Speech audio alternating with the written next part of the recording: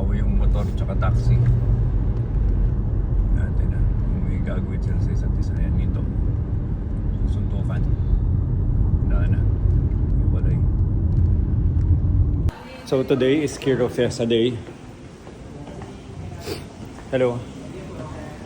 So today is Kiro Fiesta Day and pitching event. Hello. So today is Kiro Fiesta Day. Sponsored event by AWS. Andito lahat ng mga devs natin, junior devs, mga interns natin. So it's a tech event na pitching day sponsored by Kiro. And very exciting siya kasi first ever na nagkaroon kami ng hackathon and pitching event dito sa TICP.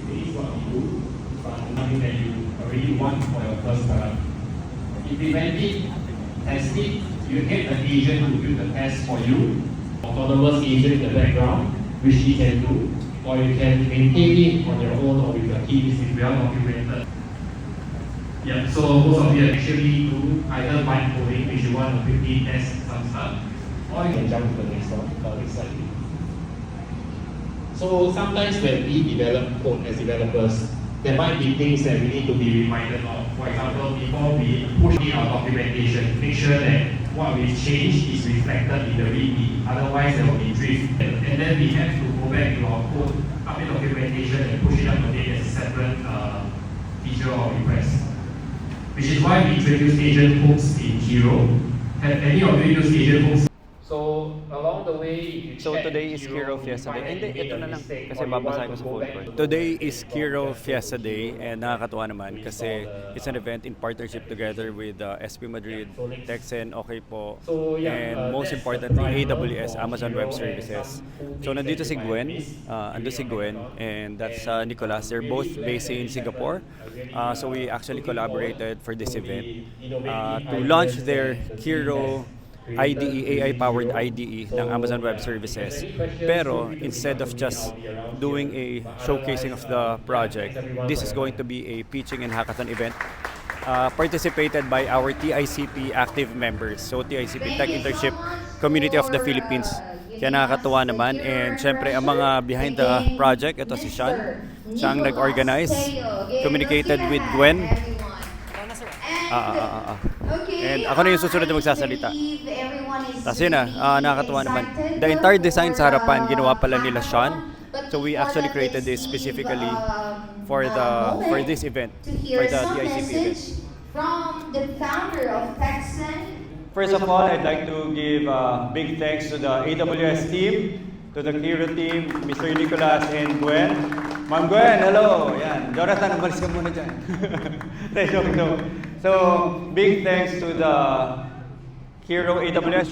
Should it be AWS team, Kiro team, or Kiro AWS? AWS team. Okay, so they actually flew from Singapore to be here, to be part of this community event.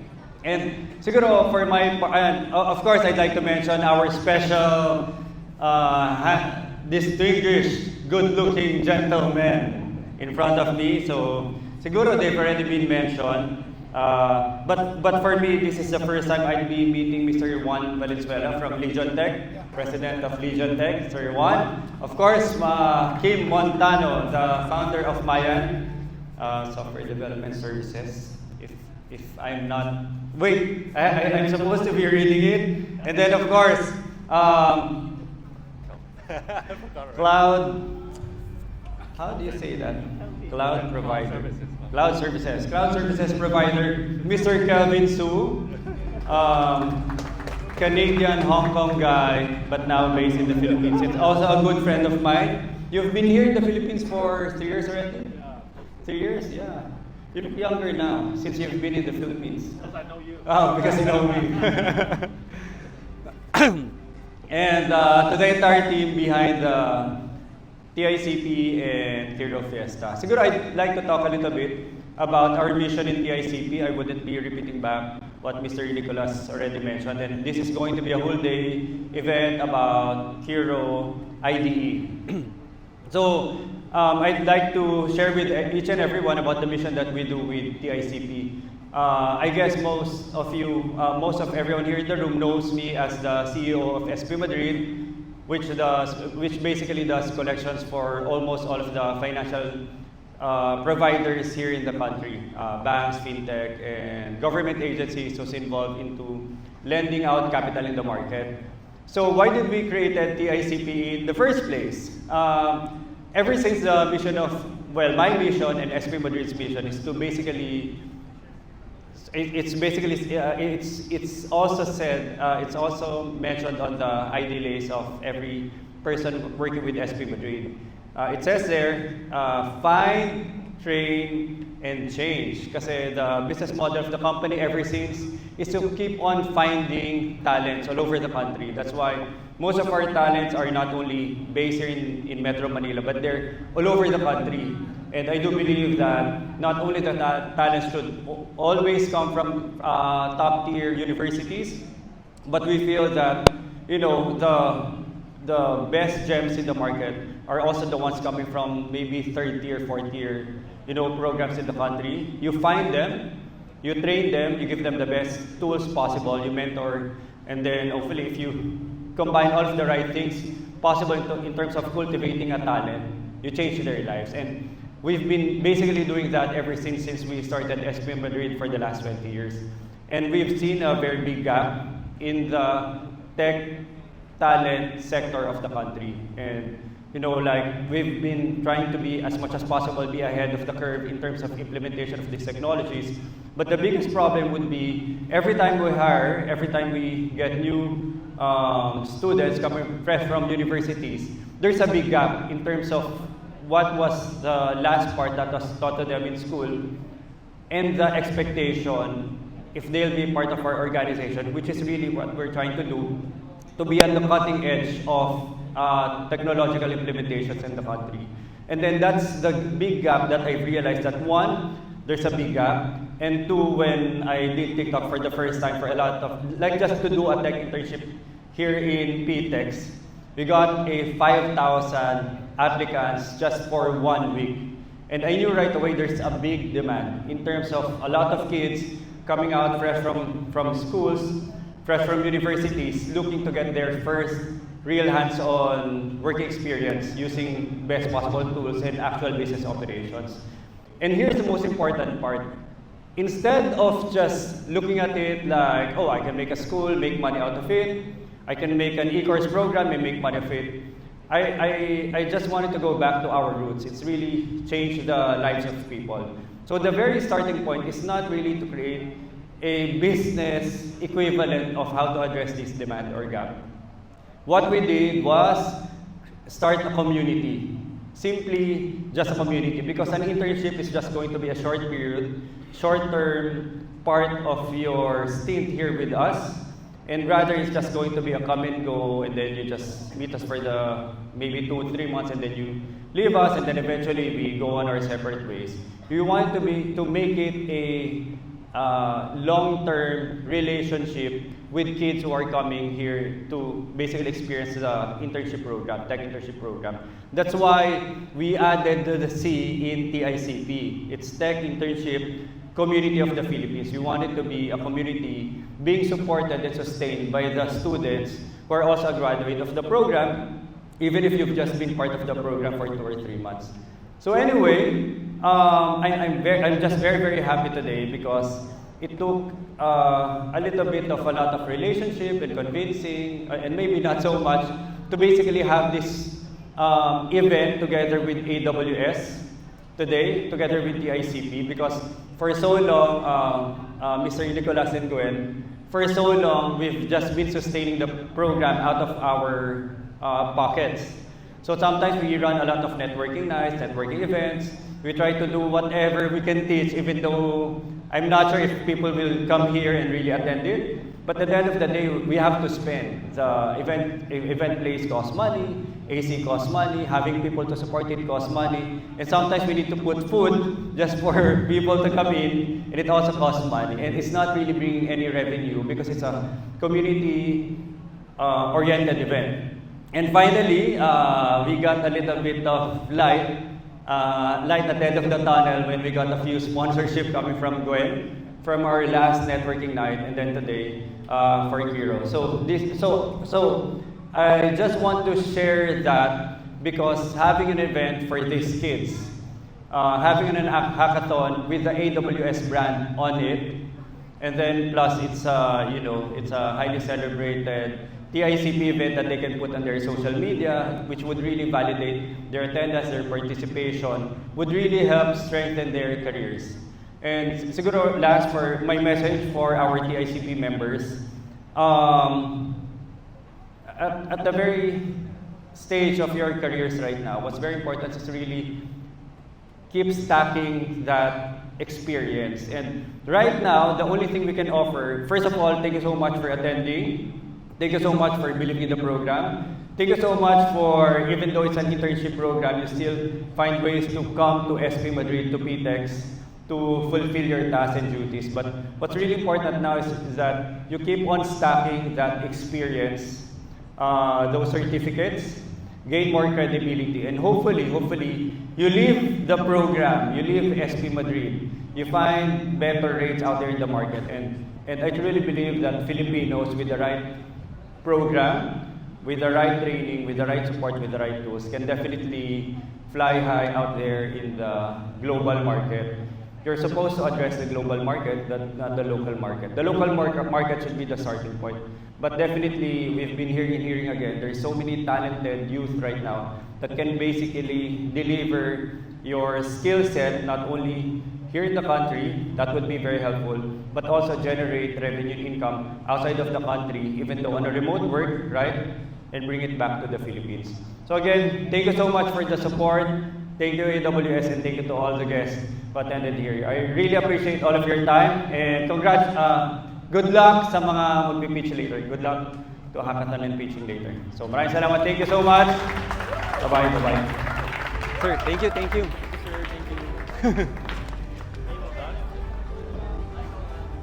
Next would be Kelvin Su to give a song number.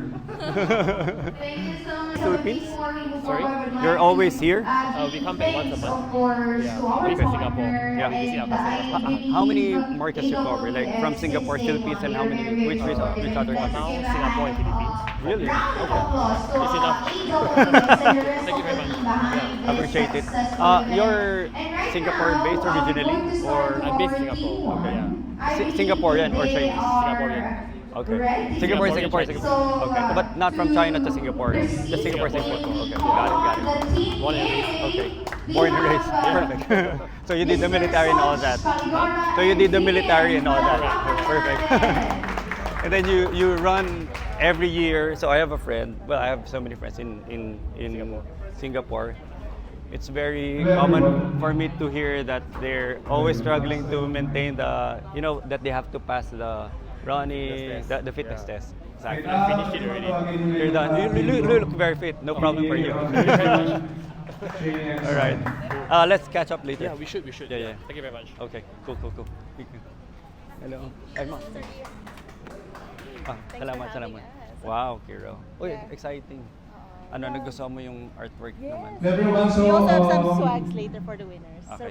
before we proceed with the Thank you sa presentation, support, I would like to No problem, yeah. I think we also want to get the feedback on share to you my teammates. So we have here Sige Jay, ma'am. Thank you. Thank you.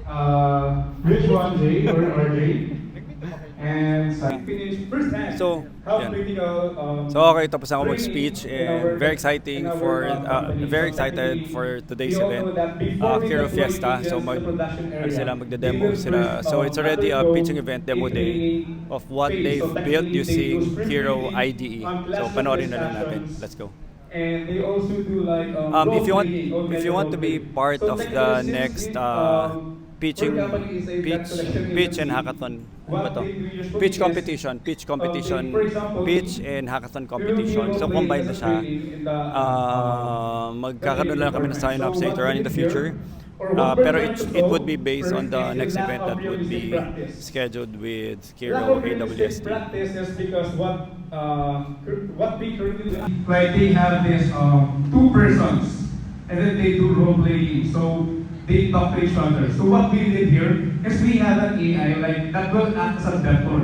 So technically there is a backend side we will be prompting the debtor collector. So there will be like a scenario, for example, the debtor is a aggressive, or like for example.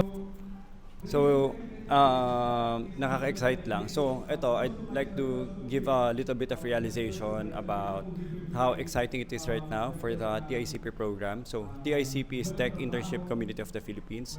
We founded it 2 years ago. It was very simple. We were just hiring our own interns, and then eventually we realized there's a very big demand sa lahat ng mga tech interns here in the Philippines. Like, it's very underserved. Walang magandang program.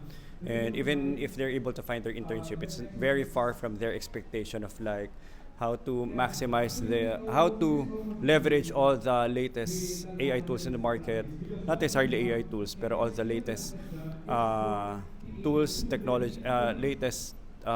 technological tools in the market, all the AI tools, kasi it requires an investment, syempre, and it requires an investment, and syempre not all companies are tech-led companies na ang tawag doon? Not all companies are okay. Not all companies have this high inclination in terms of using tech, investing in tech, and using it in day-to-day business operations. And that's what we do here at SP Madrid. We basically try to leverage as fast as possible all the latest tech tools in the market, anywhere from AI and mga traditional tech tools, and all the tech stack that's available in the market, from hardware to software, from the security side, development side, software, hardware. So lahat yun, minamaximize namin kasi we basically utilize all of those technologies in the market. Ngayon, so since we started TICP, one big realization that we got is that, well, first of all, nagkaroon ng 5,000 applicants, and then from that point, na-realize ko, there's this big demand of having the right program and environment and tools all combined together to basically help these kids to get the best possible head start, di ba? No matter where they came from. Hindi naman kailangan lahat galing sa pinakamagagandang schools, pero importante, nanggaling ka sa pinakamagandang program. And ito, right now, we were able to pull this off, a partnership with AWS for their Kiro IDE.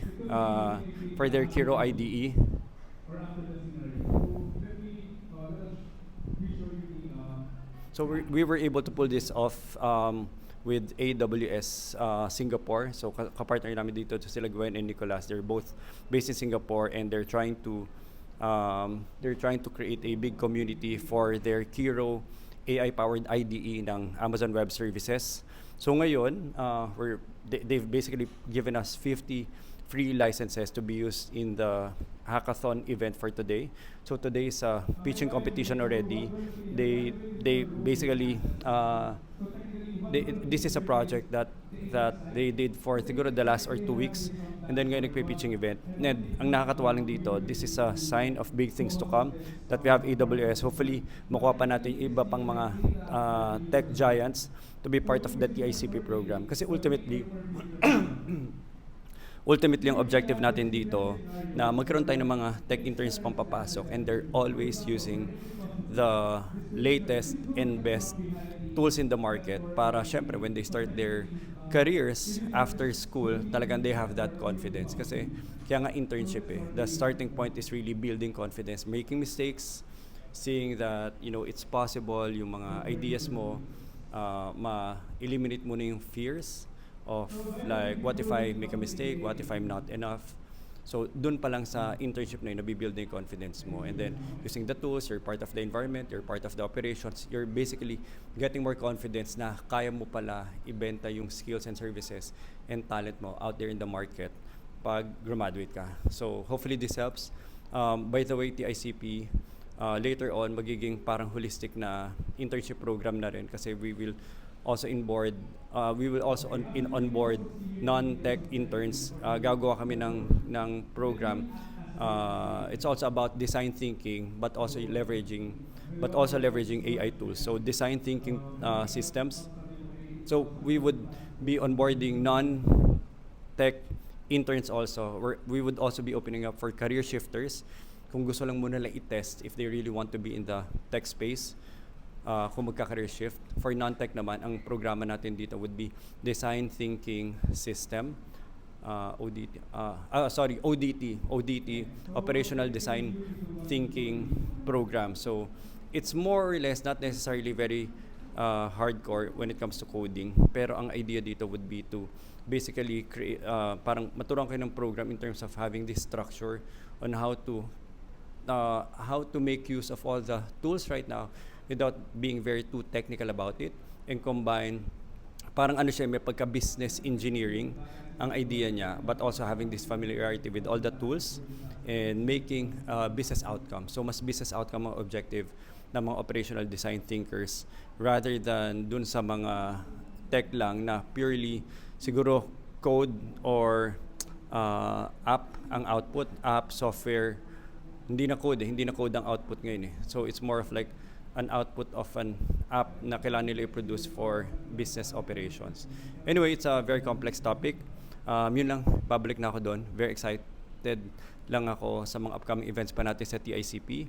And if you want to be part of TICP, I have a link in my bio. Open pa kami for July 1 cohort. So it will be a 3-month program. Mga tech interns. And let's see if you're a career shifter or non-tech, let's see if we could find a way to put you in the program. Pero for now, it's just like tech internship muna for now, and then just apply and see if we can fit you in non-tech internship programs. Yun lang. So, tas ang mangyari to, lalakad ako, babalik ako doon. Susunod ka na lang. Stop mo muna. Stop. Okay, so I have to go back kasi panonoorin ko pa yung nagpi-pitch presentation ngayon.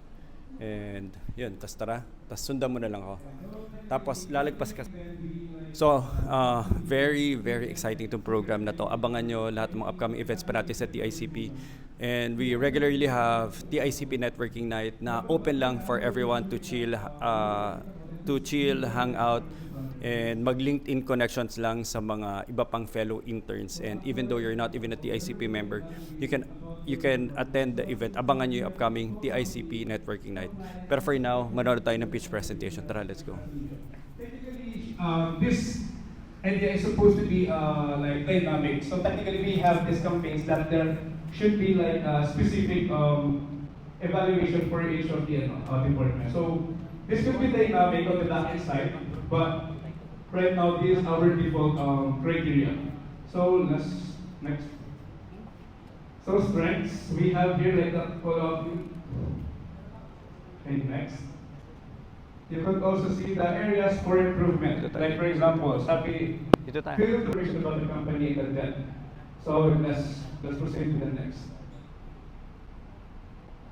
And then you could also see the coaching report. So technically these are all prompt-based. So most probably this the data shown here are not that really 100% okay. But since it's prompt-based, you could also polish it. So next is, then here's the, okay, sige, next. Yeah, the overall score is 10 out of 100. Sige, view summary. Then we also have the view summary. Okay, so that's the whole idea of the product. So technically, we will be showing you next the admin side. So there is the agent side. Okay, let's proceed to the admin. As I was saying, you could create a scenario depending on the scenario that you want. So technically, hindi tayo nakafocus lang sa mga typo scenarios na meron tayo. As I was saying, you could create a scenario depending on the scenario that you want. So technically, hindi tayo nakafocus lang sa mga typo scenarios na meron tayo. Most probably, they could be like ready for the production since hindi kasi natin masasabi rin if we're talking to a person na aggressive or ayaw talaga magbayad. So in this system, I think we could like enhance or make the agents ready to negotiate with the boundaries. Collections agents, right? So if they need to have some training, they can do it on the go, anywhere, anytime, right? So that's good. When you guys are demoing the platform, I just want to know because one of the criteria, so for all of the participants here, one of the criteria is how you guys use Hero. So I suggest when you demo your product, you also give us an idea of the Hero features are maximally utilized. So that's the only missing thing from your demo. So you guys can answer that.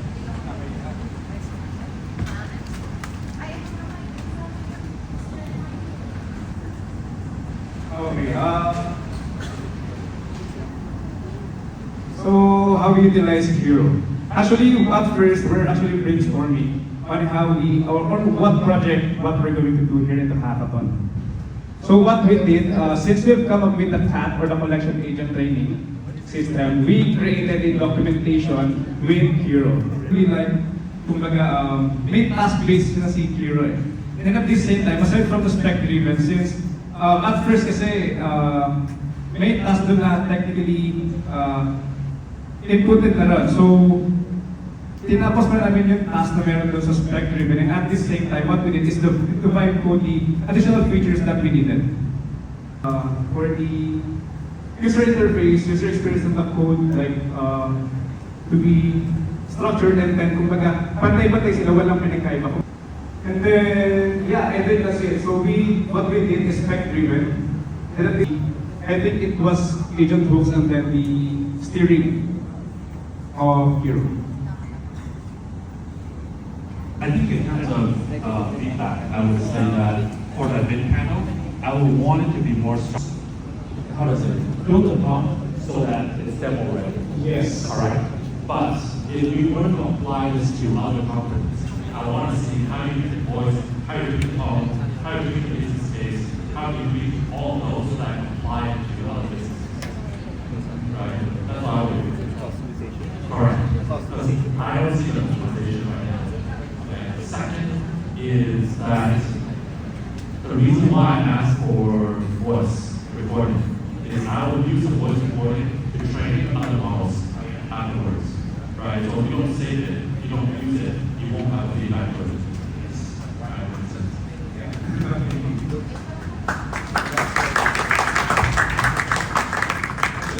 Maybe like next is nice story.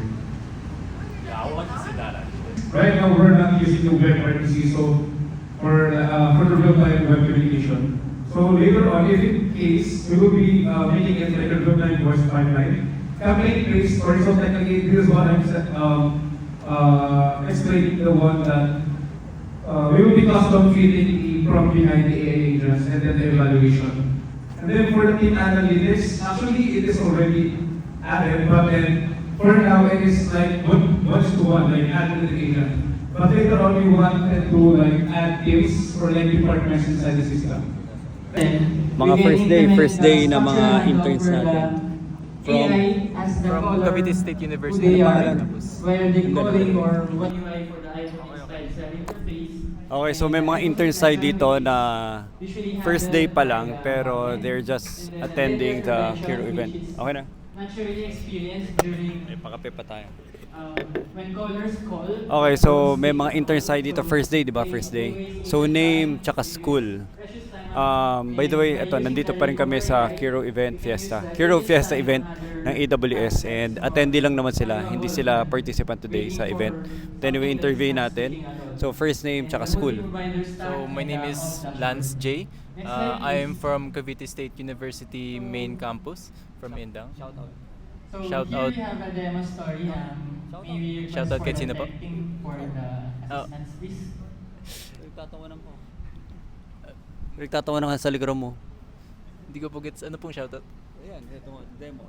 Yan, pasa mo sa kanya. Name, school, shoutout. Pakita mo. Hello po, I'm J.R.M. Balangkit from Cavite State University, Maine. Shout out po sa mga kaibigan ko, mga classmate ko. Dito na kami.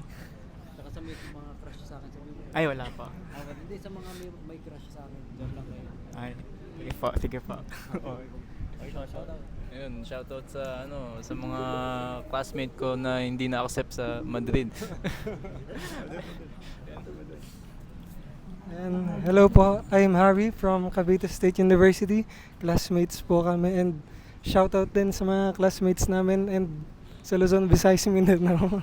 Shoutout. Hello po, I am Renz Paulo Ayuban from Cavite State University po. Di po nila ako kaklase. So first, let me explain the UI. Ano, So sir? here on the left side, the recovery AI Hangang? call is, Shoutout po sa mga here you hangang. see the iPhone UI. So basically right now, we're in a Taga-hanga. browser. Okay. Shoutout po. Not yet fully polished, but at least Shoutout po sa mga at least it's taga-hanga working. ko, sa mga So kaibigan ko when you po press na the call, bumaba para kumain. That's the user who pressed the call is the simulation of the recovery AI. Eto, tingnan natin. So, may nakasalang ngayon sila Miguel. Batch 6 ata, batch 5 ng tech internship. Pero ngayon right now, full-time na sila dito sa SP Madrid. And ito, mga upcoming na mga participants natin today. Interview natin kung anong ano na. Pakita mo yung computer vision.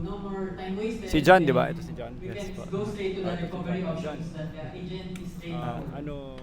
Anong pambato mo mamaya? You can adjust here the Anong pambato mo mamaya? Bale, nag-build po kami ng system which has computer vision. As you can see here, isa sa concerns sa company natin is there is risk when it comes to bringing cell phones in production area. So as you can see here in the demo, na-detect yung camera ni Sir Ian na merong visible na phone usage dun sa environment na nadedetect ng camera. First, let's press the call button here. Ano tingin mo mananalo? Sandali. Ano tingin mo mananalo? Yes sir, positive. Magkano cash prize mo kuha mo sa tingin mo?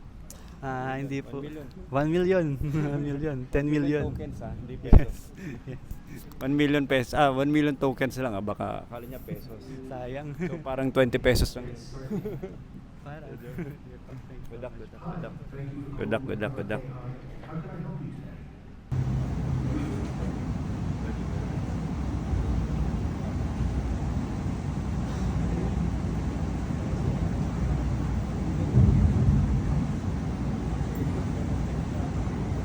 Ito, so may conversational AI demo sila.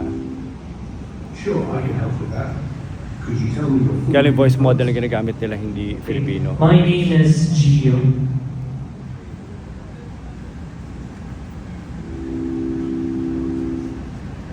Got it, Gio. What specifically about the emails would you like to ask? I received an email about the payment.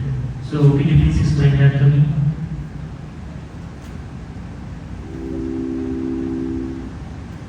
I understand. That's something our agent can help with, so they'll call you back to explain everything. Okay, thank you. Do you have an estimate time for that?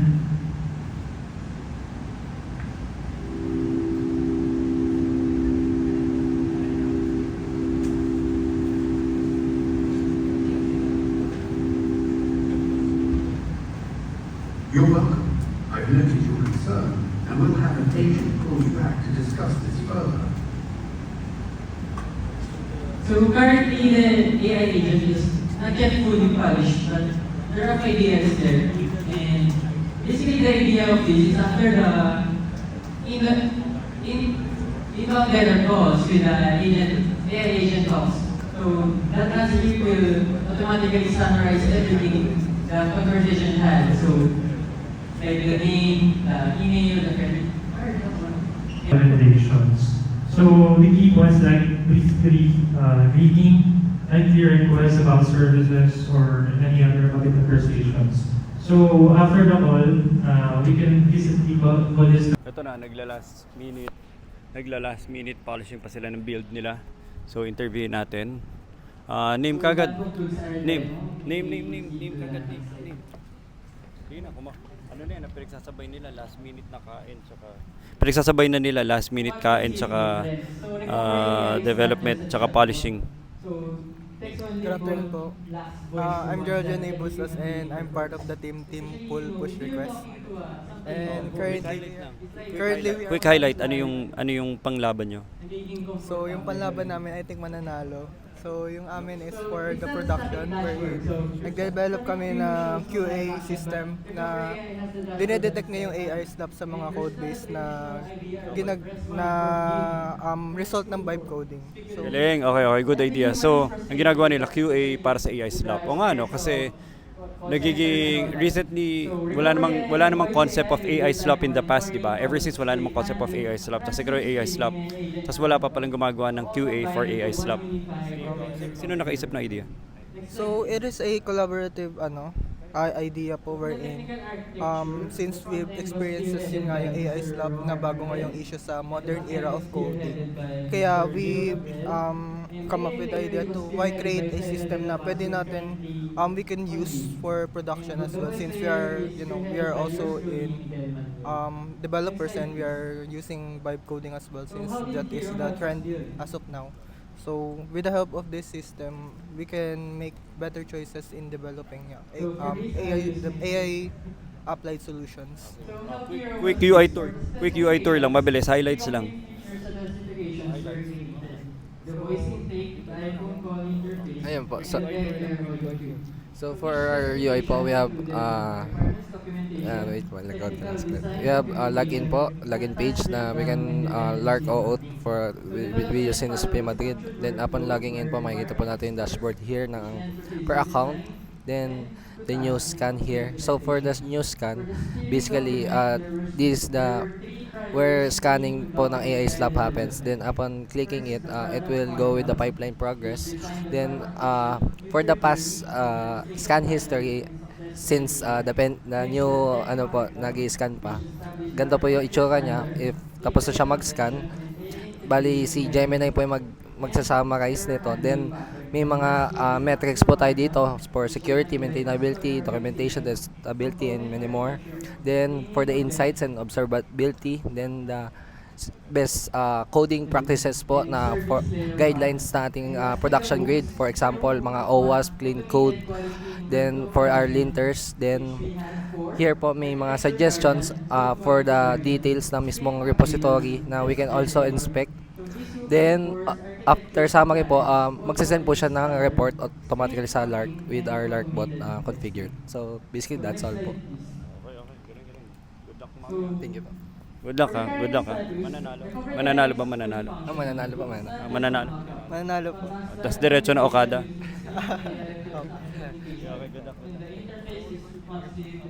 Okay, so mga contenders natin kumakain at nanonood, and they're next in line. Test generator. So this will enforce architecture compliance, code quality standard, sprint tracking, and automated testing. So next slide please. We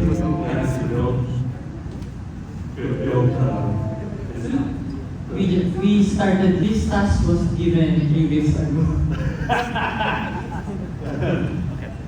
So what, can you tell us a little bit about how you guys use Kiro? Like what features you use to build your app?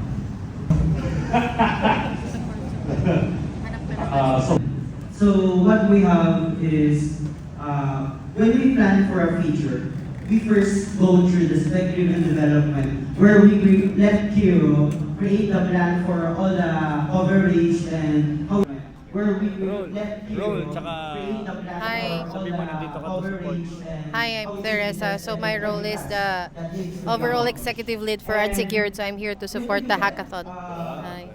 Oh my God, English pala here. I'm so sorry. I just visited here and I don't. Hi everyone. Support lang. I'm here to support. Flow of what we did. And additionally, we have the hook. Escalate to a real need. That I think that part is important.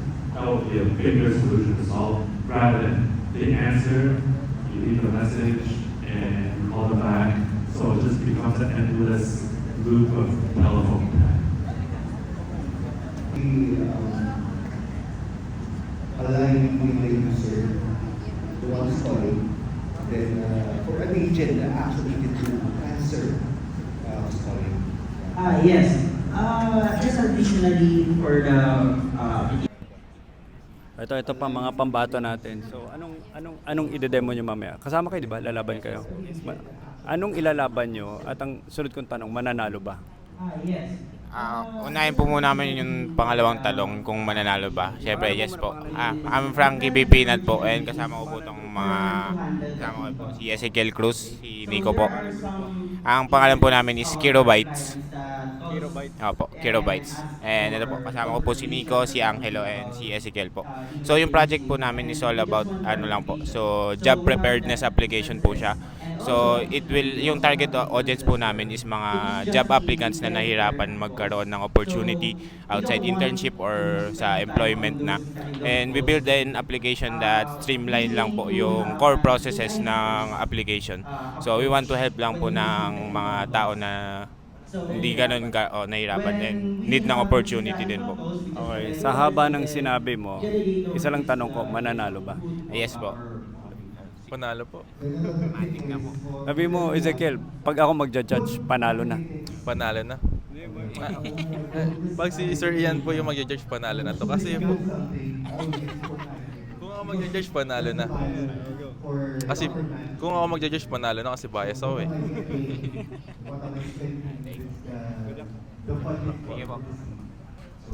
Okay. Ano pangalan ng project nyo? Ano po, Stay Qualify. AI yung dulo po. Stay Qualify. Stay qualified.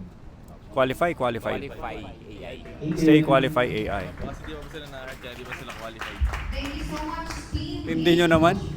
Negative kayo, that positive. That positive, stay qualified. Third presenters, we have Team Kirubay headed by Mr. Frankie Lina. Let's give it a applause. And career gateway. So how we come up with this problem? Working alongside with our fellow DXCP interns, we realized the hard truth. Having a great technical skills is only half of the battle. When we enter in the real world, steering and hero powers, especially the Contact 7 and Supabase. This methodology eliminates guessing work by finalizing our technical specs before we even start coding. By leveraging AI-assisted steering and robust back steering. By allowing them or servicing them a core feature, which is a resume builder, interview, AI interview, map, and then job search. So, I need to make all this to elaborate further. So what I find interesting your state is downscaling.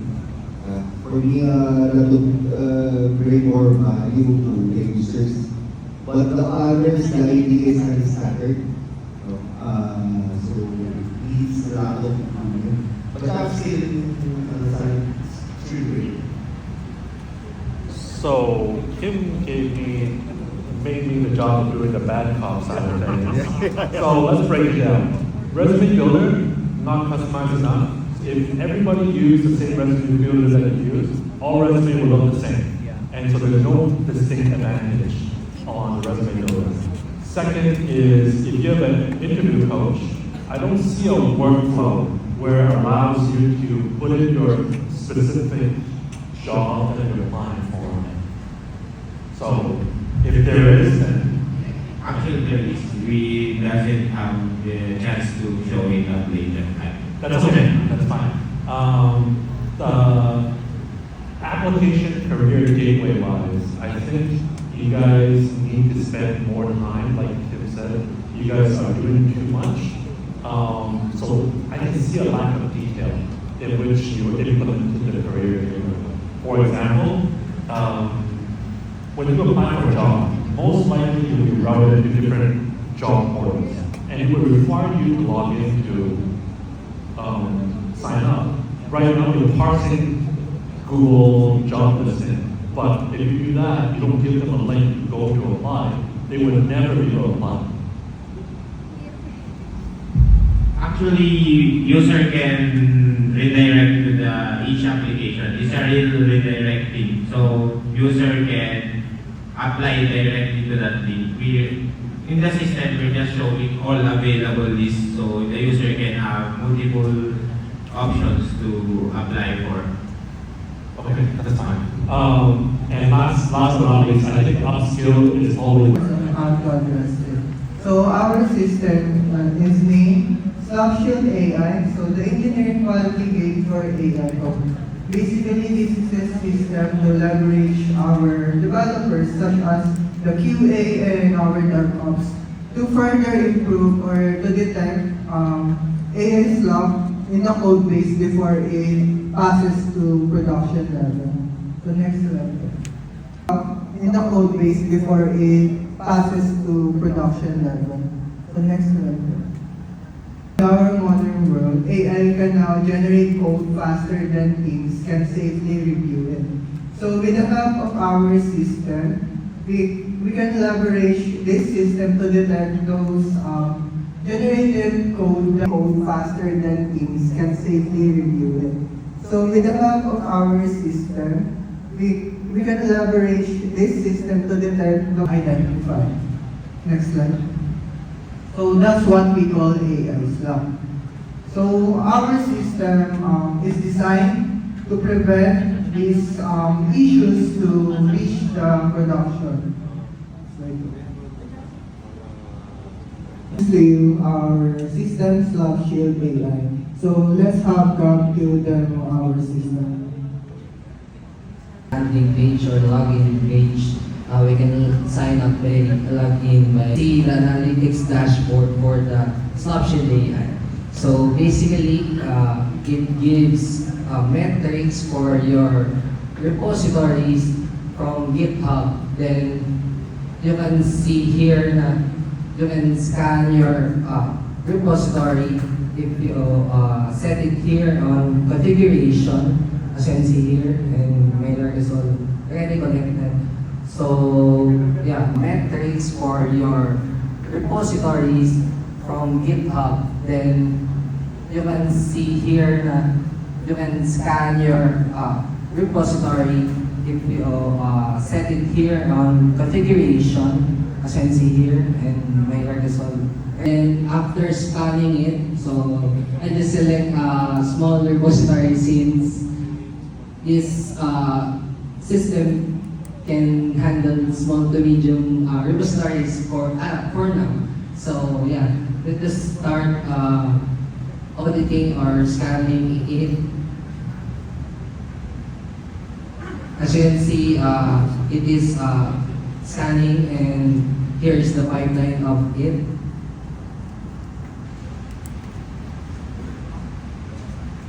For the meantime, we can check other rules. As you can see here, you can add projects for your company or the internal repositories as well, that for our text and solution. Then you can see here the rules for front end, back end. So we designed the system basically with Kiro IDE, spec-driven also, because it matters for the discipline, the standards and accountability of this code architecture, Apples or Apple software design, and many more. We have also here the analyzer coverage for the linting architecture, rules ID. Then you can see here for the findings, suggestions of the possible risk or refactoring for the code base itself. Then you can also inspect it. Then we can also check here. Basically, we develop a large bot. Then it will send automatically the request or the summary itself.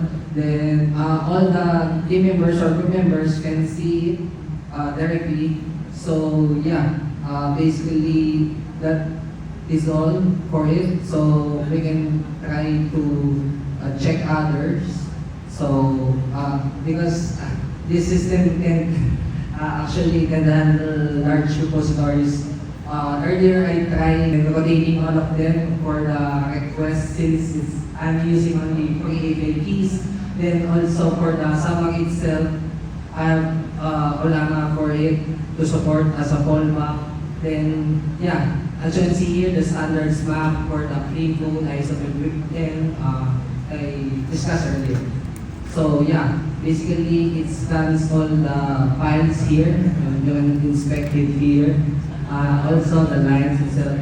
So that's pretty much it. Then we can see here the suggested refactoring steps.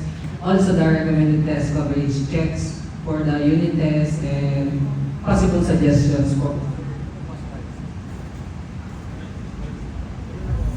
Sometimes you can also, because there's a feature there as well that specifies the entire standard or architecture of the code. So that's what I wanted to see. Because I think you guys have a good idea, but I think I wanted to see what is it in action that, structured AI catches logic errors or other standards of the code. So what I saw was the examples were printers can detect those examples to be shown. So do you guys have any other examples that can show the logic errors? Maybe it's also some their requirements.md, their workflow, their architecture, but I don't see a method where you're adding those things. Right, Yeah. Which is like understandable for a prototype, but they still need to show it, yeah. Like or the thinking at least, because it's complicated. It's not. Yeah. I want to figure out when you go to a new scan, it shows profile, but I couldn't figure out the relation between profile and standards and rules that you guys have. So I kind of want to know how you guys are configuring that in terms of the relation. So basically for the rules itself and the relation, each standards, basically it's been, I think, hard-coded since there are many, I didn't develop the scraper for it or API since I think this system is very production grade if we push it through, and yeah, we just developed almost 50 rules in this main system, so it checks based on the rules and scans for each repository. Got it. Yeah. No, so the reason I'm asking is similar to what Kim said. It's usually for every single repo. If you need to catch logic errors, I'll look at the requirements.md, system architect tasks.md to have the AI figure out logical issues with the code. But when I don't see how you configure those files in the checks, then when I audit how they catch these logic, correct? You get what I mean? So that's why I'm trying to spot where the relations are, how they actually correlate so the AI can figure out these issues. Spec-driven development, and how we create tasks and then develop itself with steering docs for each agent, or MD file, such as for each feature for the Snapshot AI basically. So there are many things that Here's one nice thing about the presentation of the project and the project itself. First, it definitely starts with the idea for the project. Because for the previous ones, what they did is they're basically using Kiro and their development expertise to think of a solution for a particular business operation use case. And the thing with what you did compared to the other ones, you only maintained in a very specific domain that you know, which is basically the space of AI slab and the problems and the pain point of what you experience regularly from your own domain. Unlike the other ones, because if you think about it, you have a very limited time of thinking of an idea and building it and then delivering for like 1 or 2 weeks after you think of the idea. And here's the problem. When you have an idea, you really have to narrow down the problem statement. And then that's our first problem because you only have a very limited time to build it and deliver, right? And then the second part would be, how would you be able to build something that you can't resonate personally very deeply? And then for some, they're thinking about from the HR's point of view, wherein they're definitely building it from their own point of view of the HR's problem, but they haven't spent enough time in the HR domain, wherein here, it's very nice to see a lot of UI, how they've built it, but when you ask them specifically about solving specific pain points for that particular business operation, they have like very limited idea. And then, of course, once it's a presentation event, they're basically exposed to their lack of idea and awareness on the real pain points of that particular operations. So if you think about it, for a limited period of time, you should only be thinking about what you can, the simplest solutions you can deliver on your own personal convictions. And here, everything's very limited to your own personal domain, right? AI slab, and then basically the QA of that. It's very, very simple. That's one thing I like. And then second, if it's just a hackathon for a short period of time, it makes sense to just develop a tool rather than an entire business solution. So if you would be attending a hackathon event, you have like 1 month, 2 months, and then you could go around, talk to actual people who have that specific pain points in the industry, and you have more than enough time. Yes, it makes sense to actually build actual business solutions for business operations. But if you only have 1 week, just keep the problem and the scope and the entire scope of the project very, very simple. Going back, you only made a tool for your own particular pain point and use cases. Right? So that's one thing I like. You attacked it in a very simplistic manner. And then last but not the least, this is something very relevant to AI recently, because most of what everyone covered are like traditional business operational problems, and then they created a solution for it. For this one, this is something very novel. AI slop just happened because of AI, right? So there's a big demand for this one moving towards the future, and this is something like a lot of people haven't really thought of. Like for what was presented earlier, it's very typical to have a SaaS solution even without AI. There's already a SaaS solution in different shapes and form for what was presented earlier, because those are traditional business problems. For this one, it's very interesting because this was developed specifically when AI came out, and AI slop is becoming a problem. Sorry, and I'd like to add this point. In terms of putting all the possible features in any AI solution right now, the possibilities are endless. And the skill right now is not really what to add more. That's basically the job of AI. The job of the developer, the humans, is basically what is needed, how to simplify it, because AI can basically just give you 10,000, a million features for whatever you're building. So the skill right now is how to keep it simple, how to minimize it, to make it very, very sharp for one particular purpose. Make it very sharp. So the skill now is how to eliminate the noise, how to eliminate the bloat, how to eliminate the clutter. And the job of the AI is the opposite. How to give you 10,000 more features every day, every day, every day. So it's really a big change in the mindset. And going back, that's one thing I like. You just made it very, very simple for one particular purpose, and a tool for one particular purpose. Okay, so that's my take on it. I'm the good guy again. Bad guys. We're back. Pero wala akong trabaho. But in English, I want to pay. Walang trabaho doesn't end. Right? Next slide. This is to approve the application of the debtor for him to work. So it really needs to have an approval before they will work. Next slide. So here is the sample of, natapos na siya. The submission of gigs requirements and the automatic speed of payments. So nasubmit na niya, and the client or debtor needs to pay, and need nila mag-pay. For the wallet, it's automatically distributed, to develop the application. So what I really love about Hero, it is easy to prompt, and also it really helps you to have your own decision. Like it will provide you options, it will provide you comments and feedback. So next slide. So here is our user flow. This slide illustrates how all stakeholders interact within the platform. So client, post opportunities, debtors, AI matching. We also use Block API. We also have escrow and payment infrastructure and a real-time communication system. What is the value of this system? Next slide.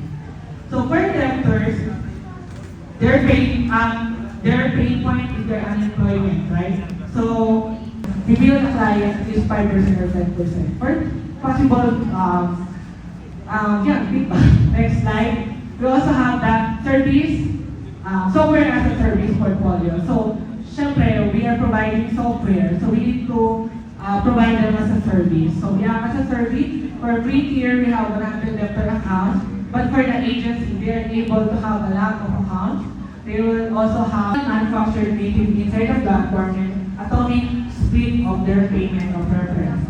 And also, collaborative with the debtor with a 30-day collection.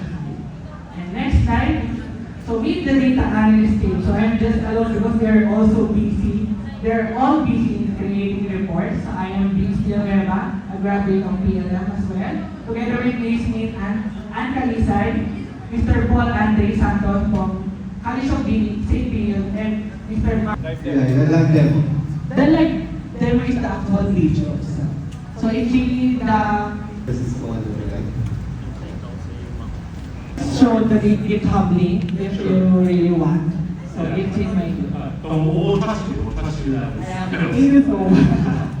But you want to explain, it looks like you actually have thought out your workflow. I see that there's multiple pages that you've done. Because if we have small businesses, you can deliver, it will be a delivery task. I'm getting you to see the slides, so it's kind of impossible for me to rate you in that regard. And another thing is, so when we were thinking about, give them a chance to show. Just for me to get an answer. What's your background? You thought of it. So what's your background? Because I feel like this is not the first time you've done this. I've been joining competition in hackathons and also leading hackathons. I think Sir Kim is from White Glove, so we're building hackathons together. To point it out, of all the presenters here today, everyone's like, the last presenter was talking about AI Slab, right? And then this is a tool for AI Slab. But if you look at the presentation, it's even an AI Slab by itself because it's just from Google Notebook, and then whatever came out, they just slap it on the presentation. So here, I'd like to appreciate the high intention of the design. From the background to the color, I really appreciate. I'm more of a design guy, I'm not really a technical guy, but I appreciate each and every part of how you wrote it. What would be the call to action? What would be the first thing that you would notice in terms of grabbing the attention for every particular slide, and even generating different vector designs like that, right? For every slide. So I can really see that you've put in a lot of effort. And then, of course, there's wisdom in terms of like having demo, like a looping GIF demo of the app already, just to make it quick. And you don't go back to the laptop for the demo. But a demo would be nice, but you're saying they have it already set. So yeah, I just want to mention that. And plus the color, the design theme from start to finish was very consistent. Because the thing with AI slabs, you get one design at the start and then a different design later on. So this one is very consistent because everything was built by hand in a way. So good job. Good job with that. Sorry? With a guide of Kiro dito. Also for the designs? I mean, guide, documentation as well. Okay. Yeah, I mean, I'm just saying on the design of the deck and the app, it's very clean. So good job, good job. Congrats. Thank you so much. Video lang. Well, just one way, just one way. Yeah. For my montage. Oh, okay. So good afternoon, everyone. Today we are presenting stronger but are straightforward. But some tasks may take less time but require more complexity, extensive analysis, validation, or decision making with hierarchies. So because of this, managers don't always have the visibility into who is truly overloaded with tasks or who still has a bit more capacity than them. So next slide. what more if it's like So let's talk about why scale matters or why distributing work fairly matters. So when workload is not distributed fairly, teams experience burnout. They miss deadlines and they have reduced productivity. Managers often discover complexity. Once workloads are measured, then the system can distribute work to the team members more fairly. It can also monitor progress, rebalance tasks when there are certain times where team members are absent or they're not available at home. So next slide.